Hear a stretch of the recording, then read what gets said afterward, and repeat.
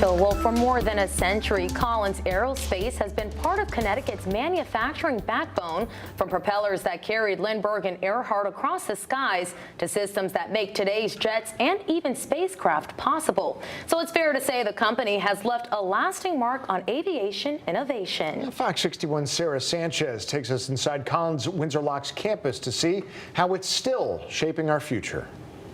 As most of us have probably heard, Collins Aerospace was behind the famous Apollo 11 spacesuit used by Neil Armstrong himself, and also developed right here in Connecticut the specialized components inside the cabin and the cockpit on the last flight you took.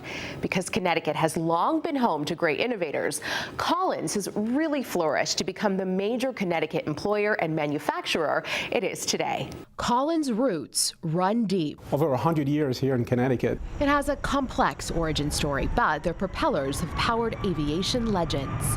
We find Connecticut, it's a great innovation hub, strong supply chain, a lot of skilled labor. From Connecticut, the company focuses on environmental control systems. In other words, technology that regulates temperature, air quality, and cabin comfort for millions of passengers worldwide.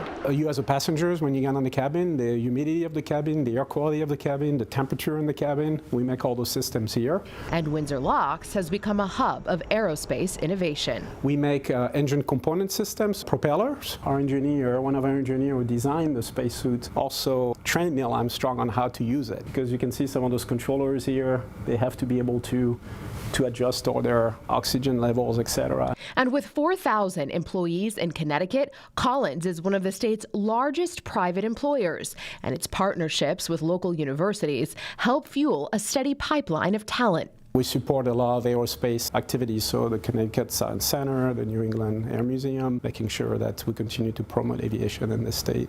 We have to provide capability that is overwhelmingly better than theirs, or else. As for what's next. So how can we create the cooling that the customer needs with the space that we have to put on the airplane in that volume? Some of the most advanced engine cooling technologies are being developed, and they're expected to transform the future of military aircraft. Where we'll be providing 2.5 times more cooling than the current system. That technology will likely continue to be applied on 6th generation fighters, next generation commercial programs. We continue to innovate and continue to build a product that our customer will want in the future.